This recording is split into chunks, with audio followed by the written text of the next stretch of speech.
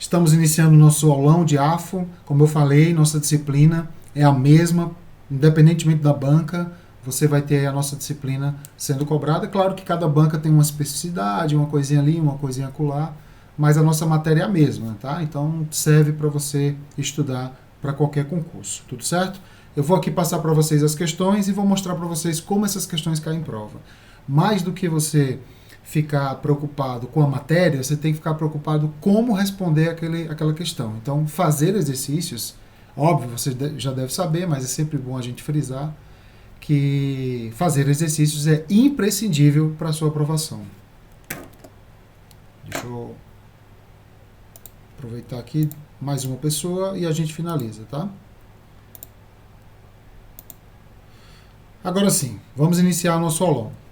Primeira questão, ele afirma o seguinte, ó. Em relação à lei orçamentária anual, analise as afirmativas a seguir e assinale para a verdadeira, né? V para a verdadeira e F para a falsa. Aquelas famosas questões de VOF, né? Uma coisa importante nesse aulão é que estas questões que eu garimpei e vou colocar aqui para vocês são questões talvez inéditas para você, tá? Apesar de todas serem de 2022. Então, questões muito recentes da FGV, que mesmo que não seja sua banca, do Detran, por exemplo, né, da PPGG, é uma banca muito referência hoje em dia, né? Você sabe que a FGV está tomando conta dos concursos, então é importante você também fazer questões da FGV, até porque algumas bancas não têm tantas questões das nossas disciplinas. Então, é importante que você faça o maior número de questões possíveis, tá? Bom, nós sabemos que a LOA é uma das 3 leis orçamentárias e ela é dividida em 3 orçamentos, que é o FIS, que é o Fiscal, Investimento e Seguridade Social. A primeira questão ele afirma: o orçamento da Seguridade abrange todas as entidades e órgãos a ela vinculados, da administração direta e indireta, bem como fundos e fundações instituídos e mantidos pelo poder público. Aí você deixa de stand-by. Se tiver uma questão na prova que você... uma assertiva na prova que você não saiba ou esqueceu na hora da leitura, você deixa de stand-by e passa para a próxima. O orçamento fiscal é referente aos poderes da União, então os 3 poderes, né, seus fundos, principalmente os constitucionais, órgãos e entidades da administração direta e indireta, inclusive fundações instituídas e mantidas pelo poder público. Aí você passa para a próxima. O orçamento de investimento diz respeito às empresas em que a União, direta ou indiretamente, detém a maioria do capital social. Tem que ser social, tá, gente? Cuidado que ele troca social por financeiro, né? Que é o capital que dá direito a receber dividendos. Com direito a voto. Então, o capital social é aquele que dá direito a voto. Nos 3 orçamentos, eu recomendo sempre você tentar buscar o de investimentos. O de investimentos ele é o mais diferentão. Ele é o diferentão dos outros 2. Então, vá nele, porque ele fala de empresas, entendeu? Capital social. Os outros falam de órgãos, entidades, tá vendo? Tem órgãos, entidades, entendeu? Tem fundações, ó, tá vendo? Tem fundações aqui. Então, eles são bem parecidos. Então, vá no investimento que já vai te ajudar. Nesse caso, a questão está correta, tá? Então, se a última está correta, já dá para eliminar a letra D e a letra E, né? Porque elas têm como falsa a última. Então, você já começa a entender melhor, já começa a ter mais força, né? Começa a ter mais qualidade na hora da resolução da questão. Então, resposta correta é a letra A, né, pessoal? Todas as questões estão corretas, tá? A primeira, a segunda e a terceira. A LOA são 3 orçamentos, não esquece, são 3 orçamentos: fiscal, investimento e seguridade social. Esse tipo de questão cai em prova? Cai, mas ele não é muito comum não, tá? Porque ele está perguntando a letra da lei. Você vai encontrar isso no artigo 165, parágrafo 5º da Constituição.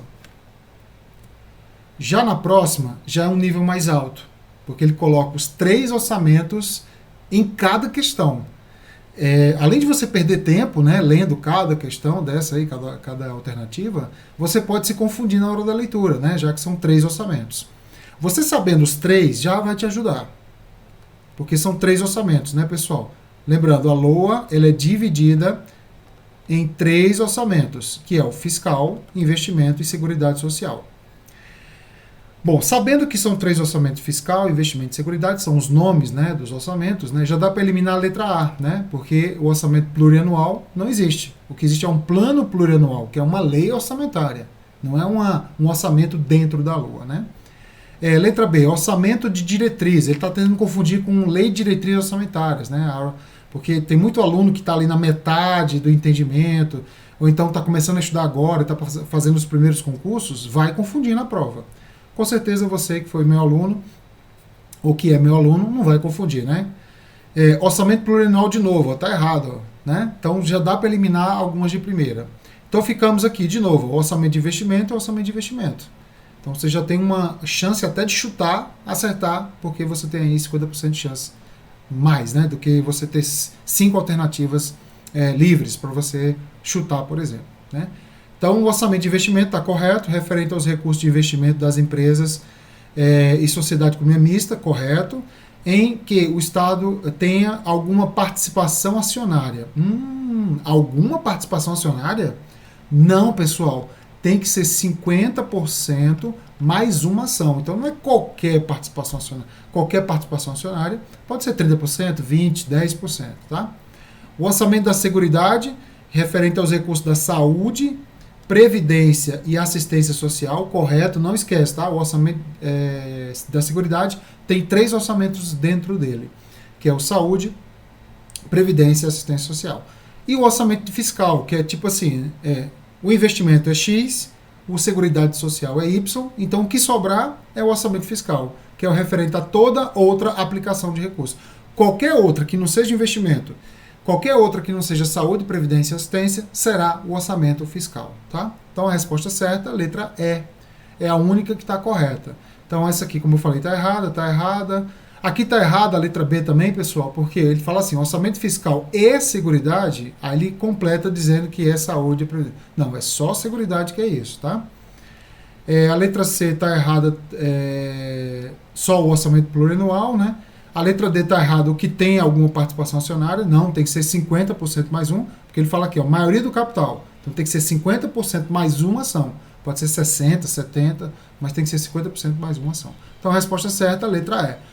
Então, gente, é uma prova de Tribunal de Contas. Então, assim, uma prova de nível altíssimo. Para a nossa matéria, seria o ápice, né, da cobrança. Mais do que isso, só consultor de orçamento do Senado. A prova seria a máxima da maldade consultor de orçamento do Senado. Né? Tirando essa prova, as provas de Tribunal de Contas são as mais pesadas, né, na nossa disciplina. Vamos para mais uma. Vamos lá. Vou te mostrar como é que a nossa matéria cai em prova. O princípio da universalidade preconiza que o orçamento deve conter todas as receitas e todas as despesas do Estado. Isso evita que o Poder Executivo faça algo sem prévia autorização legislativa, o que inclui todos os poderes e órgãos cujos gastos são custeados com recursos orçamentários.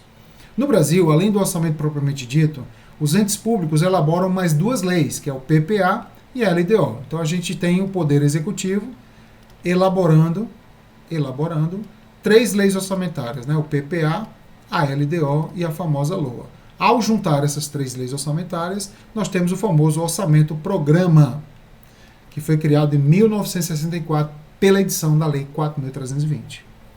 No que diz respeito aos órgãos do Poder Judiciário, como o Tribunal de Justiça de um Estado, né, que é o órgão máximo do Judiciário dos Estados, uma informação a ser apresentada na LDO se refere à definição de quê, pessoal?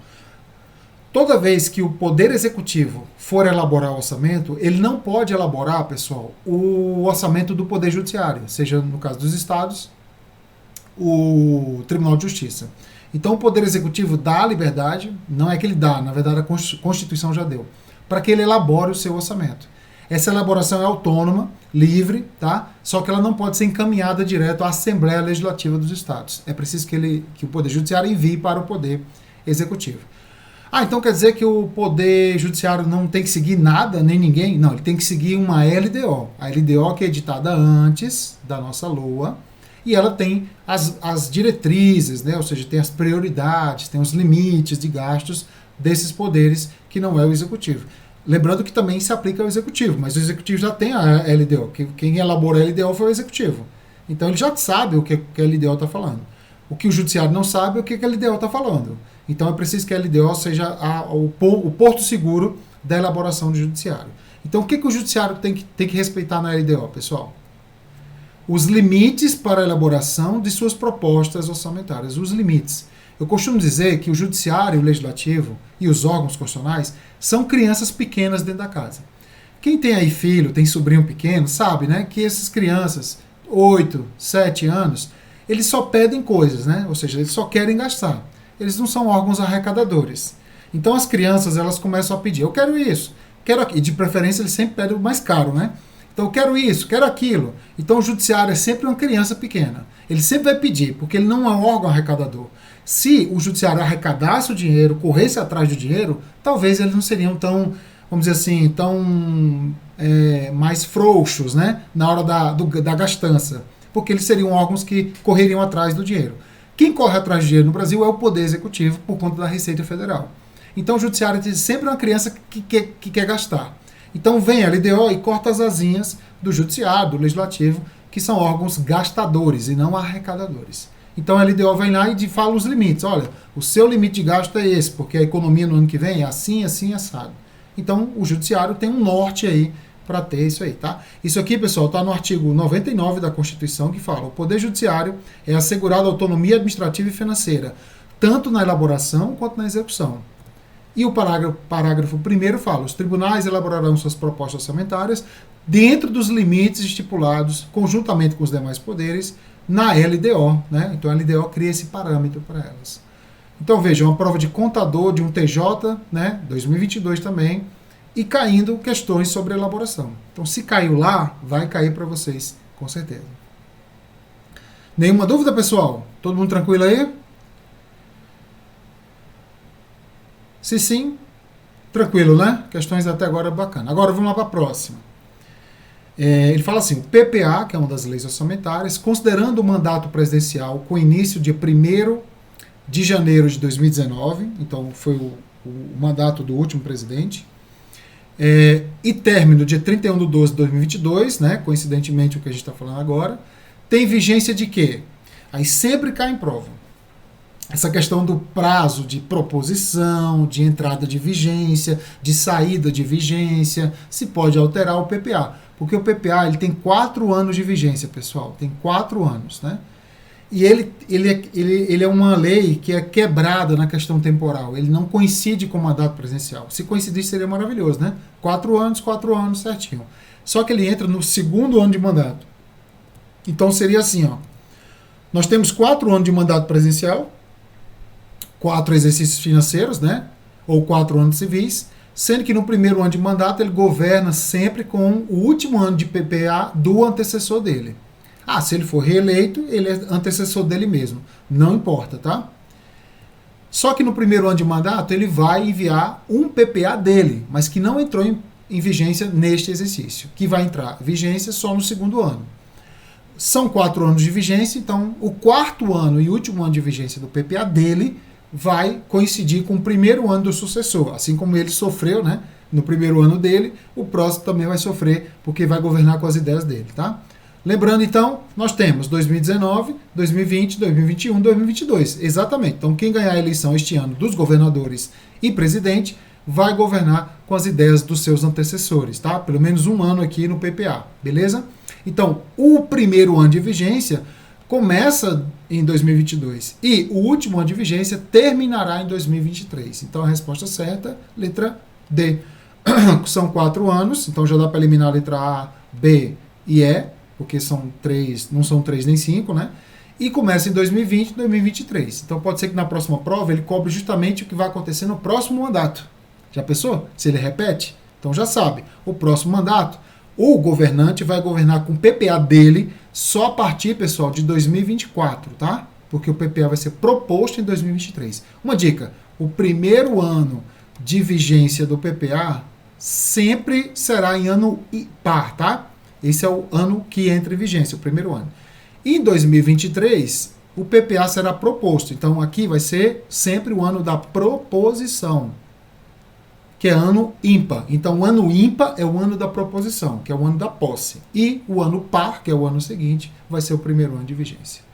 Tranquilo? Então, essa questão temporal, veja, 2022, questão. Muita gente fala, mas não está caindo mais. Cai. Como você talvez não esteja estudando porque acha que não cai, ele vai lá e pum, cobra na prova, tá? Porque isso aqui é um banco de dados, tá, gente? Toda banca de concurso tem um banco de dados de questões. Essas questões vão tipo saindo, sabe, como fosse uma roda que gira. Ele vai subindo, né? E a outra vai descendo, e assim sucessivamente. Deixa eu ver aqui, pessoal, só um intervalozinho para o pessoal que quer entrar aqui. Deve estar desesperado aí para entrar, né? Beleza, vamos lá. Próxima. Sobre créditos suplementares. Sempre cai em prova créditos suplementares. Gente, demais, ó, tá? Desculpa, os créditos adicionais, entre eles os créditos suplementares. Lembrando sempre vale a dica, que nós temos dois tipos de créditos, né? O crédito orçamentário, ele é dividido em crédito inicial ou originário e crédito adicional. Crédito adicional. Então, crédito adicional é uma espécie de crédito orçamentário. Então, crédito orçamentário é gênero, tá? E adicional é espécie, porque nós temos o crédito inicial, que é aquele aprovado na LOA. O adicional é dividido em três, que é o crédito suplementar, o especial e o extraordinário. Então, esses esqueminhas, né, organogramas aqui, esses fluxogramas, eles são muito legais. Principalmente você que não é da área e tal, para você já memorizar quantos tem, né, quem está dentro de quem. Isso ajuda na hora da resolução, tá? De alguma questão ou outra. Vamos lá, o suplementar, o especial e o extraordinário. Típica questão de prova de concurso para você associar conceito, alguma característica, algum objetivo de um e de outro.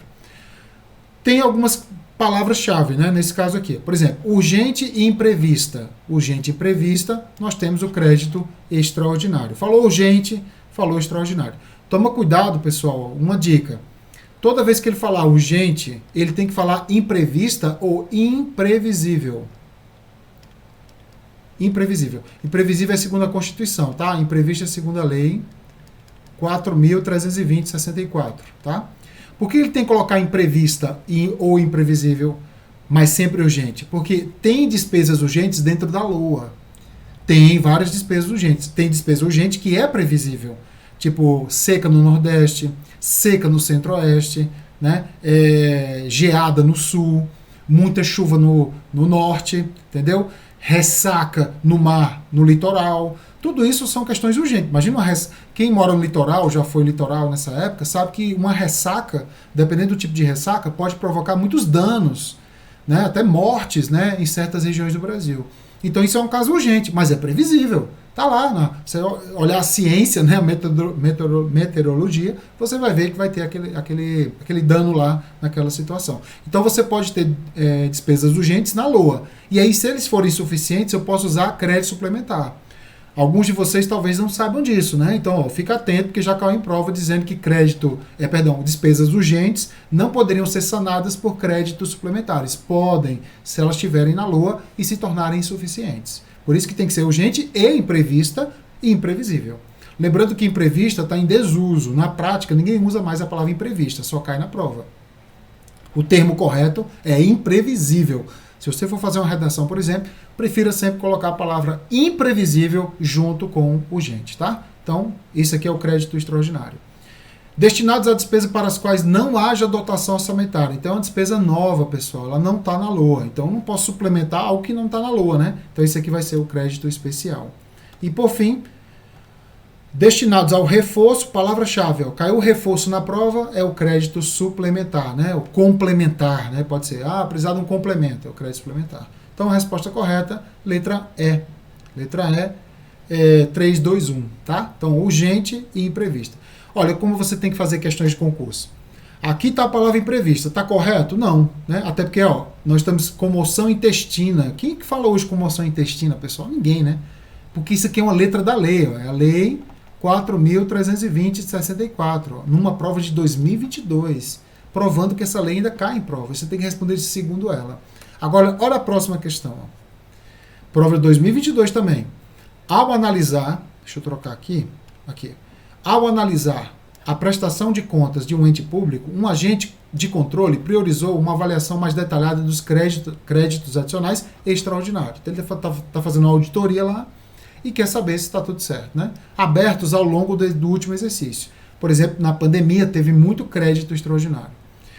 Um fator que deve ser objeto de análise do agente para verificar a conformidade da abertura de tais créditos é o seguinte, ou seja, para que realmente o crédito extraordinário aberto esteja dentro da lei, em conformidade com a lei, esse gestor tem que verificar o quê? Cumprimento do limite autorizado na LOA? Não, ele não está na LOA, pessoal, porque é uma despesa nova, é urgente e imprevisível, né? Ou imprevista. Destinados ao custeio de despesa corrente, pô, pessoal, uma coisa que é custeio não é uma coisa urgente, né? Custeio já está dizendo, é uma coisa comum ali do dia a dia, ordinária, né? A existência de uma situação imprevisível de urgência, né? Por isso ser imprevisível e urgente, né? Por enquanto essa resposta está correta. Vamos nas outras. Indicação de fonte, não é obrigado a indicar a fonte. Pode indicar ou não, tá? E necessidade de autorização do Poder Legislativo. Aí tem um detalhe. Essa questão ela não está errada não, tá, gente? Ela está correta, só que tem uma falha nela, digamos assim, que a necessidade de autorização legislativa é a posteriori, ou seja, é posterior, não é anterior. Então, assim, como a letra E tem essa pequena falha, vamos na mais certa. Então, tem a letra C e a letra E como corretas, viu, gente? A letra E não está errada não, porque ele não colocou a palavra prévia, né? Tá? Se colocasse prévia, estaria errada, porque é posteriori. Mas a letra C está redondinha. E veja, presta atenção, prova anterior, prova da Cefaz, consultor de tesouro, né? E agora, prova do TJ Tocantins, contador, distribuidor. Mesmo ano, mesma banca, mas ele colocando a palavra agora, ó, imprevisível, porque ele está agora segundo a Constituição. Então, não precisa constar na LOA, no comando, se é Constituição ou se é lei, não. Basta ele colocar o que a lei ou a Constituição está falando. Então, uma dica, o crédito extraordinário ele deverá ser aberto apenas para as despesas urgentes e, aí vem, imprevistas, segundo a lei 4.320, 64. Ou urgentes e imprevisíveis, segundo a Constituição brasileira. Então, que ser urgente é sempre. Agora pode ser imprevista, na questão anterior foi prevista, e aqui imprevisível. E aí você faz um estudo mais simplista, mais minimalista, e lê só que é imprevista, por exemplo, na lei. E esquece que a Constituição fala isso. Aí cai na prova imprevisível. Você fala, não, mas é imprevista. Não, pode ser os dois. Depende do contexto, depende da característica da banca, tá? Então, a resposta correta, letra C mesmo, tá? Falou extraordinário, falou urgente, falou imprevisível. Atenção, se a despesa for urgente, ó, se a despesa for urgente e previsível, atenção, ó, consta na LOA, tá, pessoal? Se a despesa for urgente e imprevisível, aí não consta na LOA. Se constar na LOA e for o suficiente, não precisa abrir crédito suplementar. Se constar na LOA e for insuficiente o que está lá, aí pode abrir crédito suplementar. Então veja, eu posso abrir um crédito suplementar para despesas urgentes. Sim, posso. Vai cair na sua prova.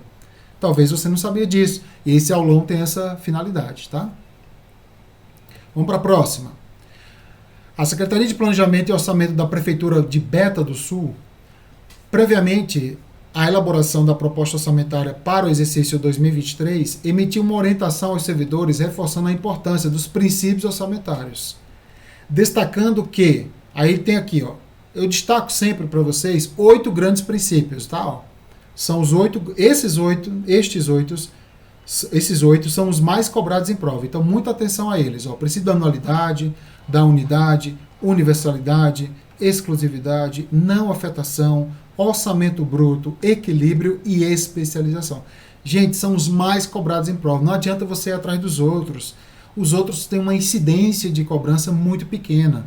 Aproveite quando você for fazer questões, caso caia um princípio não tão famoso igual a esses 8, para você ir lá pesquisar, entendeu? Tirar uma dúvida sobre ele. Porque não vale a pena você passar horas e horas estudando o princípio por exemplo, da programação, que é um princípio da LRF, só cai quando cai a LRF em prova, ou o princípio da clareza, que é um princípio muito doutrinário, entendeu? Então, vai nestes, porque a incidência é maior. Estatística, ciência, né? Se tem mais incidência desses princípios, são esses que você tem que se dedicar mais, né? A teoria do Pareto, né? 80-20. Tem que se dedicar mais tempo para esses princípios aqui. Então, como você vai ter acesso à aula, né? Não vai ficar disponível, então tá aqui para você, o sinônimo de cada um, para você não se confundir na prova. O conceito de forma sintética, né, obviamente. A exceção, lembrando que a exceção é o conceito. Qual o objetivo dele existir e de onde eles nasceram. Pronto, tá aqui as 5 perguntas de prova. Cai na prova o sinônimo, não como pergunta, mas para tentar te confundir. Conceito, se tem exceção ao conceito, ó, veja, por exemplo, princípio da unidade, ó, não tem exceção, é o único que não tem exceção. É o princípio da unidade. Né? Qual o objetivo deles existir? Qual o objetivo de uma pessoa ter criado esse princípio? Tá? E de onde eles nasceram? Se nasceram na lei, na Constituição, se nasceram na doutrina, entendeu? Ou doutrina e Constituição, entendeu? Então tá aqui uma tabelinha muito legal. Vamos voltar aqui à questão para a gente tentar resolver, tá? Pra gente resolver. Vamos lá. Tá aqui os princípios, tá? Tudo bonitinho aqui. E vamos resolver, ó.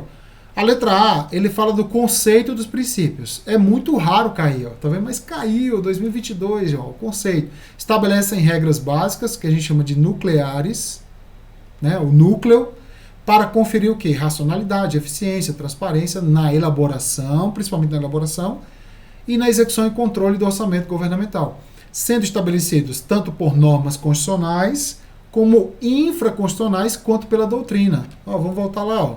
Tá vendo? Infraconstitucional, que é uma lei, constitucional, Constituição e doutrina. Ó. Tá? Então, resposta por enquanto correta. Se você tiver dúvida, vai nas outras. Ó. O princípio da universalidade. Dita que o orçamento tem uma peça única? Não, pessoal. Quem dita que tem uma peça única é o princípio da unidade. Ó. Só tem uma lua para cada ente. Então, esse quadrinho é maravilhoso, porque você pode voltar para ele e tentar tirar essa dúvida. Próxima. A definição do princípio do orçamento-programa. Gente, não existe esse princípio orçamento-programa. Orçamento-programa é um tipo de orçamento que o Brasil adotou a partir de 64. O princípio da não vinculação das receitas de impostos, aquelas realizadas por intermédio da criação de fundos constitucionais. Então, existe uma exceção, na verdade são 6 exceções, ao princípio da não vinculação. O princípio da não vinculação está aqui, ó, o princípio da não vinculação. Cadê você? Não afetação. Ó. Aí você fala, Paulo, mas eu estudei não afetação. Está aqui o sinônimo, ó, que o examinador se utiliza para tentar te confundir. Ainda cai em provas sinônimos. Então você tem que aprender os sinônimos, porque se cair e você aprender o outro, você pode ficar dúvida. Não, peraí, esse princípio não existe. O que eu estudei foi não afetação. Tá? Então, resposta incorreta, porque uma das exceções das 6 são os fundos constitucionais, tá, gente? Não fundos especiais. E a letra E, determinação de que a LOA não consignará dotações globais, tá certo, destinadas a atender indiferentemente despesas de pessoal, material, serviços, referente ao princípio não do orçamento bruto, tá, gente? Esse aqui é o princípio da especialização ou especificação. Lembrando que o princípio da especialização, que não autoriza a inserção de dados globais no orçamento, aceita 2 exceções. Ó. Vamos voltar lá. Ó. Quais são as 2 exceções do orçamento do princípio da especialização? São os PETs, Programas Especiais de Trabalho, e a chamada reserva de contingência. Então você já fica preparado porque tem exceção. Apesar dele ter cobrado o conceito, tem exceção. Então a resposta é realmente letra A. É muito raro cair o conceito de princípios, mas está aí uma dica que cai realmente o conceito. Próxima. Em relação à LOA, assinala a opção que indica a exceção ao princípio da exclusividade. Vamos voltar lá. Ó. Princípio da exclusividade. Sinônimo, pureza. Na LOA, só tem receitas e despesas, essa é a regra. Só que tem 2 exceções. A autorização para abrir crédito suplementar e a autorização para contratar a operação de crédito, ainda que por aro. A aro também pode constar na LOA como autorização. Então já sabe, na LOA só receitas e despesas, tem exceção? Tem, que é crédito suplementar e operação de crédito. Vamos lá fazer. Ó. Tem exceção? Quais são as exceções? Crédito suplementar? Correto, mas não especial. Crédito especial e extraordinário, os 2 não podem, só o suplementar. Abertura de crédito suplementar? Correto. E contratação de operação de crédito? Correto. Por enquanto é a resposta correta. Letra D. Contratação de operação de crédito? Correto. Abertura de créditos suplementares e não especiais. Contratação de operação de crédito? Correto e não extraordinário. Então, realmente, a resposta certa é a letra C. Tá vendo? Com qualidade, eficiência, rapidez, sem titubear, sem ficar, será que é especial? Não, você volta ao quadrinho, já dá aquela memorizada boa, já consegue responder qualquer questão. Tá? Gente, isso aqui foi uma prova para consultor do Tesouro Estadual. É uma prova para a área, né? Prova de ciência econômica, ciência contábil. Então, se caiu aqui, a maldade maior é isso aqui. Então, eu falei para o pessoal antes do aulão, né? Vem para o aulão que vocês vão ter questões inéditas e questões bem interessantes que vão aguçar, né, o seu pensamento e a sua memorização. Próxima. Um item, objeto de constante debate e atenção dos órgãos de controle e da sociedade é a dívida pública. Essa dívida danada. Faz parte de bastante debates, ou deveria fazer até mais parte de debates.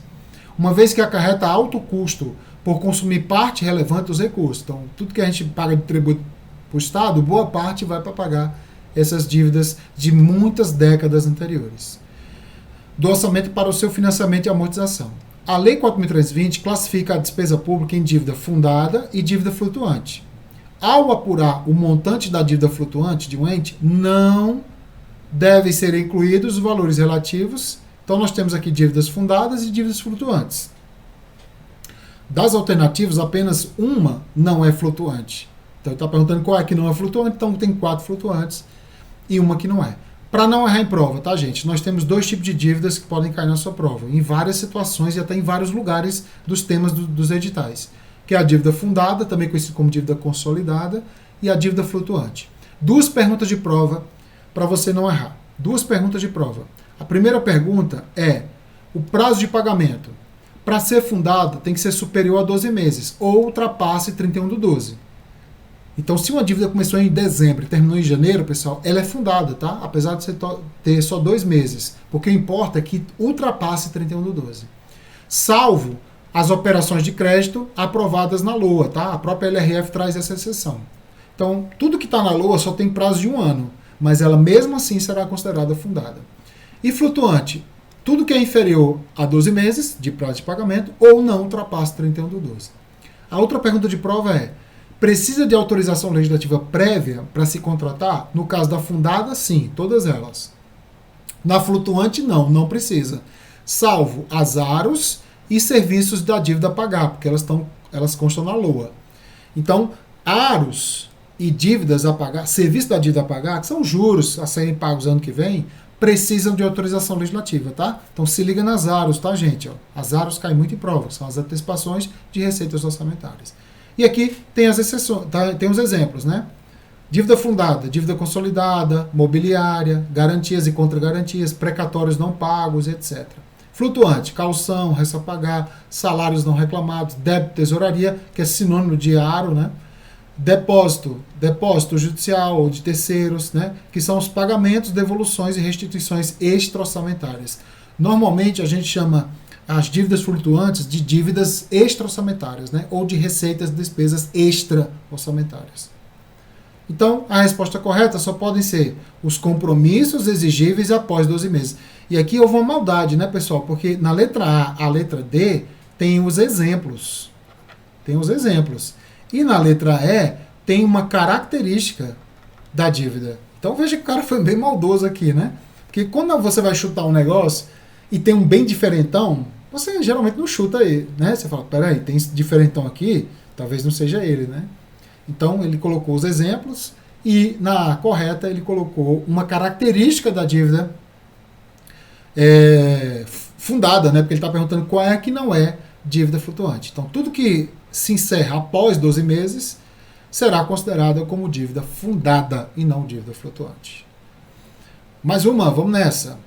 Os técnicos da área de planejamento e orçamento da Prefeitura da Beta do Sul, ao elaborarem um manual técnico de orçamento para orientação e divulgação interna, destacaram em relação à estrutura e utilização de classificação de receita orçamentária que, gente, na hora que for estabelecer uma regra de despesas infra-união, né, ou seja, estados, DF e municípios, eu tenho que respeitar regras que vêm lá de cima, precisa da simetria.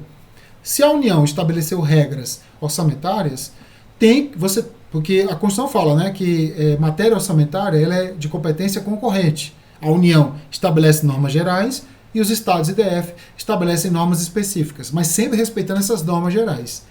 Tem normas gerais que são obrigatórias, tem normas gerais que são parcialmente obrigatórias.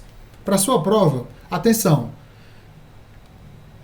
Sobre a classificação da despesa, quais são as classificações que os entes estão obrigados a respeitar? Tintim por tintim. É a classificação funcional, que divide em áreas, função e subfunção. A classificação quanto à natureza, que é a classificação que determina categoria, grupo, etc. E a fonte, que é a questão de saber a destinação do valor. Quais são aquelas que são parcialmente obrigatórias? Ou seja, nem tudo que é determinado pela União deve ser seguido pelos entes da federação. É a classificação quanto à esfera, quanto à instituição e quanto à programática, que cria os programas do governo, tá? E quais são as classificações não programadas? Aquelas que podem ser usadas ou não podem ser usadas. Não precisa nem ser parcialmente. É o IDUSO, que é o identificador de uso, IDOC, e o resultado primário, né, que é o cálculo que o governo faz para pagar juros da dívida. Então se liga, pessoal, aqui, ó, funcional, natureza e fonte. Esfera, institucional e programática. As 3 primeiras são obrigatórias e as 3 seguintes são parcialmente obrigatórias. Então, voltando à questão, a resposta certa é a letra A. Ó. É de utilização obrigatória por todos os entes da federação, sendo facultado o seu desdobramento para o atendimento das respectivas necessidades. Entendeu? Então, ele fala assim, ó, destacaram a relação à estrutura e utilização da classificação da receita orçamentária. Então, no caso aqui, ó, que eu falei para vocês, é uma classificação da despesa. Tá? A classificação da despesa tem essa característica de ser parte obrigatória e parte não ser obrigatória. Mas olha a maldade do cara, ele falou da receita. E a receita não tem essa obrigação. Então, a utilização obrigatória por todos os entes, sendo facultado o seu desdobramento. Quer dizer, em regra geral, a classificação da receita ela é totalmente facultativa, tá? Em relação ao seu desdobramento para atender necessidades ali locais. Por que a letra A está errada? Você pode, Paulo, a letra A está meio confusa, não estou entendendo nada. Não tem problema. Vai na letra B, ó. Ele fala assim, as receitas orçamentárias são classificadas por natureza? Sim, mas não por programa, porque programa é uma classificação de despesa. Né? Então a classificação de natureza tem tanto para despesa quanto receita. Tá? C, a classificação por categoria econômica corresponde ao detalhamento da classificação por origem. É o contrário, pessoal, é a origem que detalha a categoria. Porque assim, é coedite. Tá? Tipo, detalha o desdobramento detalha a espécie detalha a origem e a origem detalha a categoria. Então, a categoria, origem, espécie, desdobramento e tipo. A receita patrimonial corresponde a uma receita corrente. Tá? E a letra E, a classificação por natureza de receita busca identificar o destino dos recursos. Não, isso aqui é a classificação por fonte. Né? A classificação natureza busca identificar o fato gerador da receita. Tá? Então, resposta realmente letra A. Então, você pode ir nas alternativas das outras e identificar os erros. Fica mais fácil para você encontrar a certa. Próxima. Aqui é a questão bem típica em prova. Né? Ele te dá lá a classificação da receita e pede para você perguntar se é classificação corrente, capital e tal. As receitas provenientes de fruição do patrimônio do ente público, como bens mobiliários e imobiliários, como, por exemplo, aluguel, quando o Estado aluga um bem para o particular, são classificados como receita. Gente, aluguel, tem data certa para começar? Sim, tem. Mas tem data certa para terminar? Não, não tem. Como é que vai terminar? Ah, mas o contrato fala de 1 ano. Sei, mas o contrato é uma coisa civil, né? Uma coisa administrativa, não é uma coisa orçamentária. O ato de alugar, eu não sei quando é que vai terminar. Posso alugar para outra pessoa. Então, por isso que ela é corrente. Então, já vai para eliminar letra D e letra E. E, por ser algo imobiliário, fruindo do meu patrimônio, só pode ser uma receita patrimonial. Para não errar em prova, olha esse quadrinho aqui, esse organograma, que vai te ajudar na prova. Nós temos 2 tipos de receitas, as correntes e as de capital. Lembrando que as correntes de capital, pessoal, elas são subdivididas em correntes intra-orçamentárias e de capital intra-orçamentárias, que não são novas categorias, são apenas desdobramentos da corrente capital. A corrente capital é considerada como categoria, e essa categoria é dividida em origens. Nós temos 8 origens para a receita corrente e 5 origens para a categoria de capital. Nós temos as receitas tricopaisto, que é o mnemônico para tributárias, contribuições, patrimoniais, agropecuárias, industriais, serviços, transferências e outras. Tá aqui, ó, patrimonial é uma origem da categoria corrente. E na de capital nós temos o opera ali, amor, transou, né? Operação de crédito, alienação de bens, amortização de préstimo, transferências e outras. Se liga no código, hein, gente? Ó, vai de 1 a 9. Apesar de ser 8, né, não tem 8 não. E aqui, ó, vai de 1 a 9 também. Apesar de ser 5, não é 1, 2, 3, 4, 5. É 1, 2, 3, 4, 9, tá? Pulou, né, para 9 aí. Então, memorize aqui, pessoal, essas origens, ó. Bancas e questões um pouquinho mais preguiçosas só cobram isso, tá? Fala assim, ó, receita industrial, é receita de capital, entendeu? Receita patrimonial, receita de capital, porque muita gente fala patrimônio, então tem a ver com bem de capital, né? Não, patrimonial, esse nome é receita corrente. Então a resposta certa realmente é patrimonial. Próxima. Segundo a Lei 4.320, assinala a opção que indica uma receita de capital agora. Tudo questão 2022, gente. Então vem caindo em prova isso aí, tá? Então, de novo, receita de capital. Opera ali, amor, transou. Opera ali, amor, transou. Então, vamos lá. Opera ali, amor, transou. Tá? Então, vamos lá. Opa, estou aqui na próxima, aqui, né? Desculpa. Opera ali, amor, transou. Tá? Então, vamos lá. Tributárias, tá aqui, pessoal? Tem TRI aqui? Tem contribuições aqui? Não. Tem ali aqui, ó, alienação, né? Tem operação de crédito? Tem, ó, opera ali, né? Então, por enquanto, é a resposta correta. A amortização? Tem, amor, tem, ó. Mas patrimonial não tem, ó. Não tem pá aqui, ó. Não tem pá, né? Opera ali, amortização, não tem pá, né? Industrial, não tem I, né? Não tem I, não tem serviço também. Então, aqui tá errada. Agropecuárias, não tem. Transferências de capital tem, né? Que é o trans aqui, ó. Então, a resposta certa é a letra B de bola, tá? Resposta certa, a letra B. Próxima. Embora a maior parte das receitas públicas seja originada nas transações sem contraprestação, há recursos que ingressam nos cofres públicos em decorrência de uma contraprestação e requerem o devido registro de controle, registro e controle. As receitas que têm como fato gerador a utilização efetiva ou potencial, então assim, se tiver disponível, se você não estiver usando, você vai pagar do mesmo jeito, tá? Então basta estar potencialmente ali. De determinado serviço público, não todos, mas alguns, são arrecadados de forma.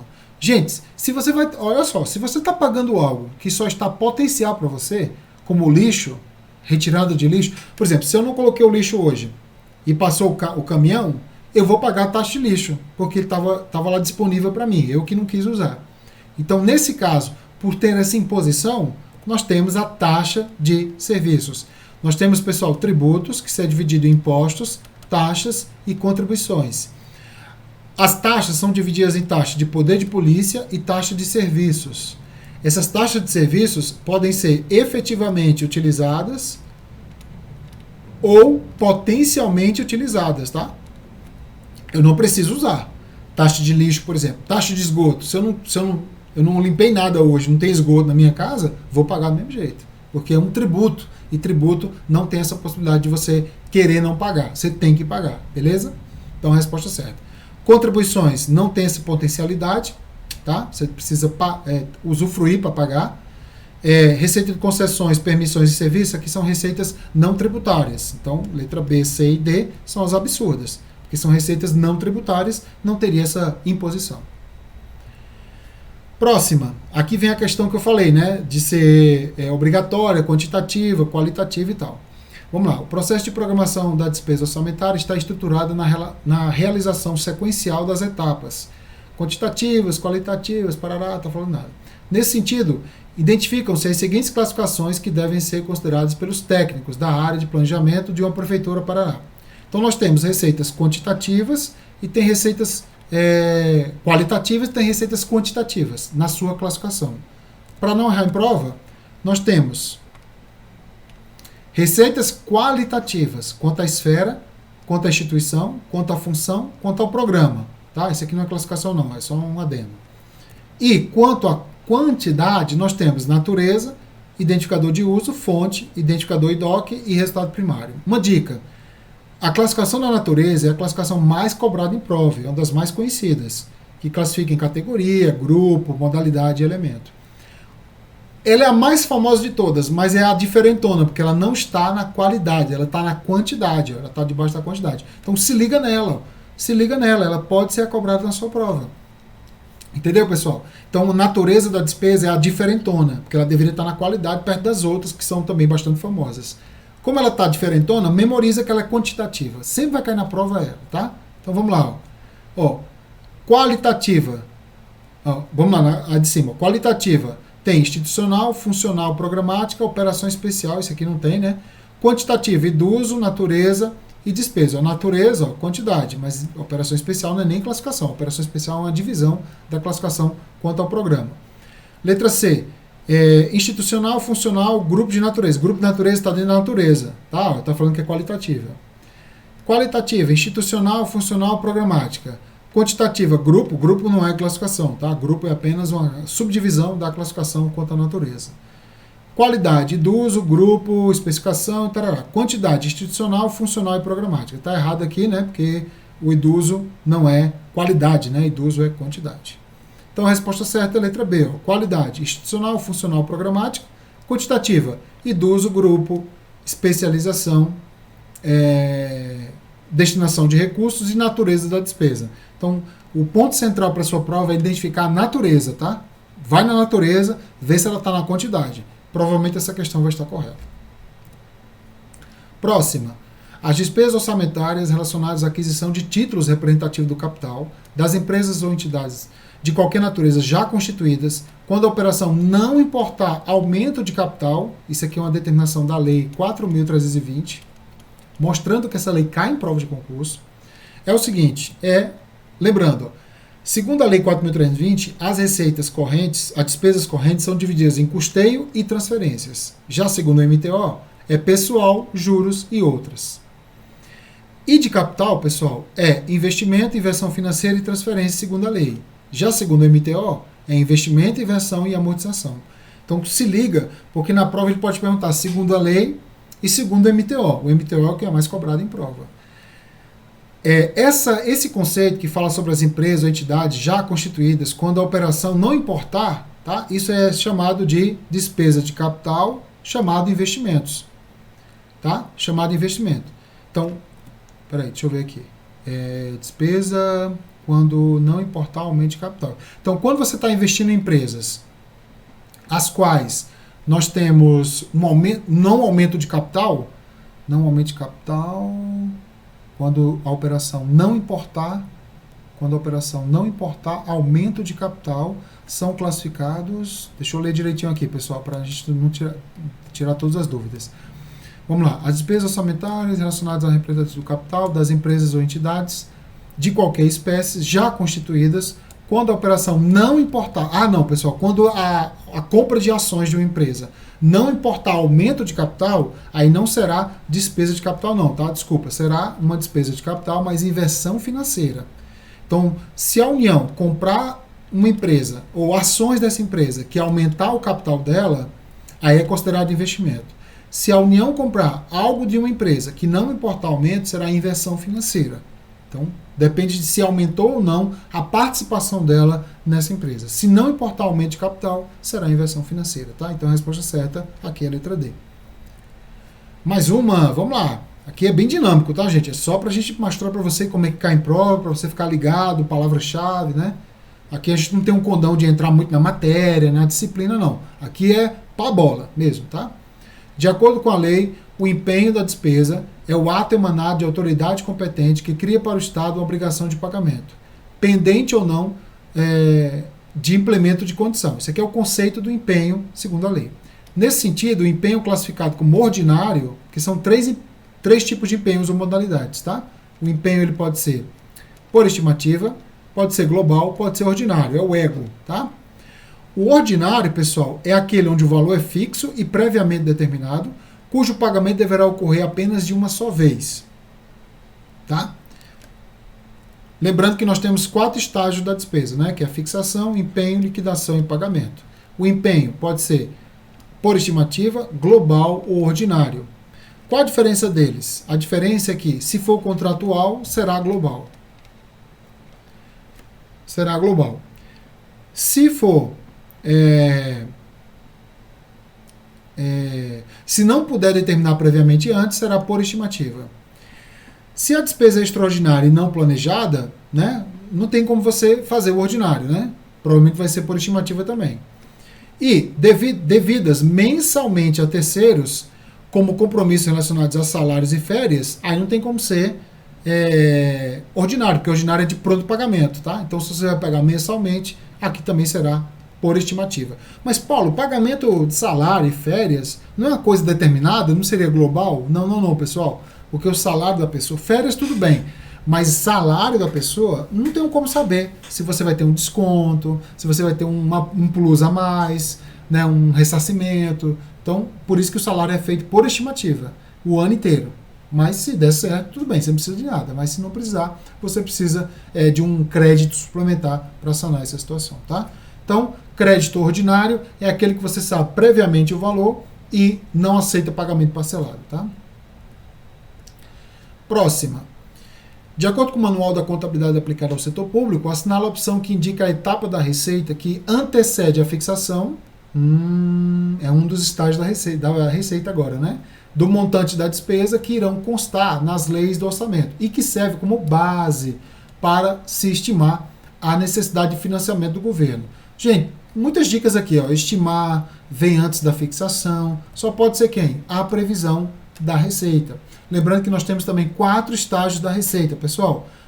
Prever, que é estimar, lança, arrecada e recolhe. Tem muita receita, por exemplo, que é prevista e diretamente arrecadada, não passa pelo lançamento. Esse lançamento que está na prova é sempre o tributário. É o lançamento chamado tributário. O lançamento tributário é aquele lançamento que é só para tributos ou multa tributária. Mas nós temos um lançamento chamado lançamento contábil. Aí não. Toda receita passará pelo lançamento contábil, tá, gente? Toda receita passará pelo lançamento contábil. Mas nem todas as receitas passam pelo lançamento tributário. Tudo bem? Porque somente os tributos passam. Mais uma. Vamos lá. Entre as finalidades do sistema de contabilidade, cita-se o registro e a evidenciação de atos e fatos relacionados à administração orçamentária, financeira, patrimonial da União. Uma das informações a serem evidenciadas, resultante da ocorrência de um fato gerador, no respectivo período de competência, mas ainda não expressamente contemplada na estrutura das demonstrações contábeis, é o quê? A receita lançada. Então, gente, muito cuidado. Segundo a legislação que cai em prova de concurso, nós temos assim, a receita, ela será reconhecida em que momento? No caso da lei 4.320, ela será reconhecida no momento da arrecadação, tá? Arrecadação, que é o chamado regime de caixa. Regime de caixa. Já, segundo o MCASP, que é o sistema patrimonial, ela será reconhecida no momento do lançamento delas, tá, gente? Que é o chamado regime de competência. E o regime de competência, eu reconheço a receita no seu fato gerador. Fato gerador é o que me dá causa a ganhar aquele dinheiro. Então, se cai na prova, fato gerador, regime de competência, enfoque patrimonial, assinale sempre a despesa. Aproveitando aqui essa questão, nós temos a despesa, tá? Que ela será também reconhecida. O reconhecimento dela será, segundo a lei 4.320, no momento do empenho, tá, gente? E o empenho sempre será regime de competência. E segundo o MCASP, que é o regime patrimonial, será no momento da liquidação. Liquidação, que também é regime de competência. Mas o regime de competência no momento da liquidação é um regime de competência absoluto, porque o objeto está sendo entregue à pessoa. No regime de competência por empenho, é um regime iuris tantum, ou seja, relativo, porque eu não estou recebendo nada da pessoa. Tudo certo? Então, provavelmente na sua prova vai cair empenho e liquidação, tá? Se for empenho, é segundo a lei. Se for liquidação, segundo o MCASP ou segundo a contabilidade como um todo. Mais uma e última questão do nosso aulão. Considere os dados do quadro a seguir decorrentes da execução orçamentária da despesa de um ente público, tá? Então tá aqui, ó, dotação atualizada, isso aqui é a nova nomenclatura que nós temos segundo o MCASP 2022, despesa empenhada, despesa liquidada, despesa paga. Gente, ele está perguntando sobre restos a pagar, né, seja processados ou não processados. Uma dica, quando ele te perguntar sobre restos a pagar, o que vale para a sua prova, tirando se ele perguntar um percentual da dotação atualizada, o que vale para a sua prova é a partir do empenho. Tá? O empenho, a partir dele é que nos interessa para a questão dos restos a pagar. Aí ele continua. Considere que ainda o montante de restos a pagar não processados é de R$60. Restos a pagar, R$60. Perdão. Considere ainda que do montante de restos a pagar não processados, quer dizer, do montante, então, quer dizer, tem mais valor, né? R$ 60 eram relativos a despesas abertas por créditos adicionais especiais e que o saldo de disponibilidade financeira do ente ao final do exercício é de R$ 200. Essa informação, guarda essa informação aqui. Considerando tais informações, o montante de resta a pagar, então ele quer o montante todo, né, tanto de processados como de não processados, que podem ser cancelados, nesse caso, só os não processados, porque os processados passaram pela liquidação. Por insuficiência de disponibilidade financeira em milhares de reais é de quê? Então, gente, primeira coisa importante, ó, a diferença entre o que está empenhado e o que não está liquidado, eu vou reconhecer como restos a pagar não processados. Agora, a diferença entre o que está liquidado e o que não está pago, restos a pagar processados. Então, essa informação é de ouro, tá? Lembrando, o não processados, ele não tem mais possibilidade de cancelamento, porque ele já percorreu o estágio da liquidação. Eu só posso cancelar, então tem duas opções aqui. Os restos a pagar não processados, antes de serem inscritos em restos a pagar não processados, eles podem ser cancelados, tá? Ou serem inscritos e virarem realmente restos a pagar. E o que eu posso cancelar dos não processados? Aquilo que não tiver caixa, entendeu? Aquilo que não tiver caixa no final do ano. Então é simples, ó. Chega ao final do ano, eu tenho R$ 100 de restos a pagar para ser inscritos e tenho R$ 80 em caixa, eu tenho que cancelar 20, porque eu só posso escrever o que estiver em caixa. Essa é a dica de ouro que está aqui nessa questão. Então vamos lá. Deixa eu apagar aqui. Vamos lá. Ó, o empenho, aqui são as informações iniciais que você precisa, tá? Mas o que vale é aqui, ó. O valor de restos a pagar não processados é a diferença entre o valor que está empenhado e o que não está liquidado. É o início da contabilização. Então, nós temos 1.120 menos 910, que foi liquidado. Então, eu tenho 210 de restos a pagar não processados, que eu não posso escrever ainda, porque eu preciso ver o quanto é que eu tenho de caixa. Os restos a pagar não processados, né, que pode ser cancelado, né, como o valor de restos a pagar não pode ser cancelado, o de processados, né, pois ele contém a liquidação. Então, vai ficar assim, ó, 910 menos 785 vai dar 125 de restos a pagar processados, tá, gente? Deixa eu voltar aqui para vocês entenderem, ó. Ó, a diferença de um com o outro, ó, a diferença de 1.120 para 910 e a diferença de 910 para 785, tá? O primeiro é restos a pagar não processados e o outro é restos a pagar processados. Então vai ficar assim, ó. 125, tá? O valor em caixa é 200, tá? Ó, tá aqui o valor de caixa. Vamos voltar lá. Valor de caixa, R$200. Valor de caixa, 200. Deve ser usado para pagá-lo, né? A saber, R$200 de caixa. 125, eu uso 200. Sobra quanto, pessoal? 75. Entendeu? Porque eu estou usando os 200 para pagar os 100, para contabilizar, digamos assim, os 125 dos restos a pagar processados. Gente, olha só como essa questão é interessante. Se eu tenho, deixa eu apagar aqui para ficar bem limpo, para vocês entenderem. Ó. Como eu tenho R$125 a ser escrito em restos a pagar processados e tenho R$200 em caixa, eu tenho que pregar R$125 para os restos a pagar processados. Porque eles não podem ser cancelados, porque percorreram o estágio da liquidação. Então, dos R$200 sobrarão 75. Só que eu tenho 210, pessoal, a ser escrito em restos a pagar não processados. Mas que boa parte dele, ó, será cancelado. Ó. 210, né? Eu tenho R$75 em caixa agora, livres, porque 125 está pregado ao processados. Então, eu vou escrever só R$135 de não processados. Então, ó, tá aqui, ó, R$135. E veja a pegadinha, ó, 210 está aqui te esperando, ó. Eu não posso escrever 210, porque só sobraram R$75, tá? Então, 210 menos 75, que é o que eu tenho em caixa, depois de deduzir do processados, vai dar R$135. Então, quem assinalou a letra E, não teve aula aqui conosco, não fez o aulão aqui conosco, por exemplo, para lembrar dessa pegadinha. Então, ó, dica importante, ó, empenho, diferença para a liquidação, eu vou escrever em restos a pagar não processados. Diferença do que está liquidado para o que não está pago, eu vou reconhecer como restos a pagar processados. Resto a pagar pode ser cancelado? Não, não pode, pessoal, ser cancelado. E os restos a pagar não processados, pode ser cancelado antes da sua inscrição, obviamente? Pode. Qual o valor então que eu posso cancelar? Simples, é o valor que está faltando de caixa. E esse valor que está faltando de caixa pode ser muito porque eu usei para escrever resta a pagar processados. Entenderam? Primeiro você tira o que está processados, veja o que sobrou em caixa, veja o que está lá de resta a pagar não processados a ser escrito e já deduz o valor que está em caixa. Porque aí você escreve para o ano que vem só o valor que está em caixa, pessoal. Isso é responsabilidade fiscal.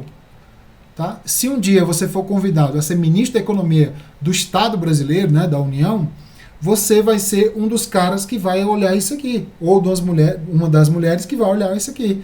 Vai olhar o seguinte, você vai pedir para os subordinados, olha, veja lá o valor que está em caixa. Tem 10. Quanto é que tem resta a pagar não processados?